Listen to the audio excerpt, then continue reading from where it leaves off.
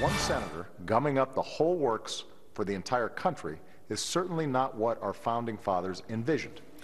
Certainly not what our founding fathers envisioned. Our next guest entered the Congress last year with a personal and political mandate to pull the federal government back into the confines of the Constitution.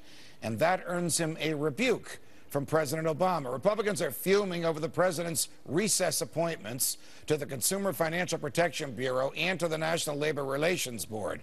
Republicans did the same thing to Democrats in the past, and their message was the same as the Democrats today. We win, you lose, fair and square.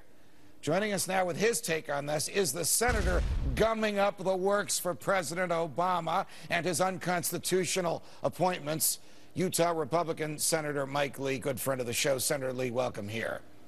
Thank you, Judge. What did you think when he attacked you personally from the White House press room the other day?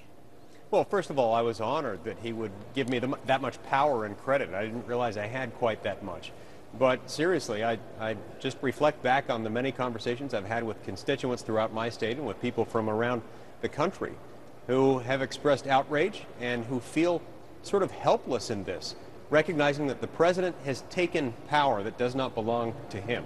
He's taken it from the American people, and that power belongs to the people, and it's supposed to be exercised through their elected representatives in the Senate, not through the President of the United States acting as a sort of imperial monarch. All right, so here's what the president did. The president wanted this very, very big government, progressive, left-wing guy to have this new job that was created under Dodd-Frank and gives him the power to regulate and to monitor almost every financial transaction in the country.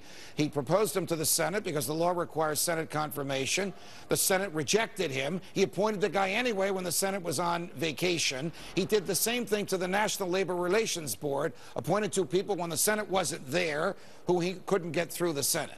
Do presidents of both parties do that, or is there anything uniquely different or exceptionally unconstitutional about what President Obama did, Senator Lee? No, Judge, this one is unique. This one is completely unprecedented.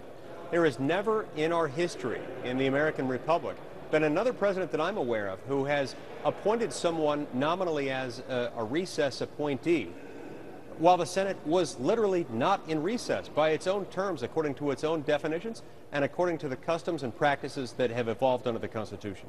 Because the president decided that he would decide what the meaning of recess meant, rather than allowing the body that was or was not in recess to follow its own rules. That's, I think, the core of the violation here. That's the assumption by the executive of powers uniquely and discreetly given to the legislative branch, the power to write your own House rules. That is absolutely right, and that power is unequivocally given to the United States Senate and not to the president. We get to establish our own rules, our own procedures, and we set our own schedule, not the president of the United States. He has tried to arrogate that power to himself, but he's not allowed to do that. All right, where is this going to go? Mr. Cordray is in office and is collecting a paycheck and is exercising authority, and so are these two appointees to the National Labor Relations Board. Can the Senate or the Congress possibly undo these appointments?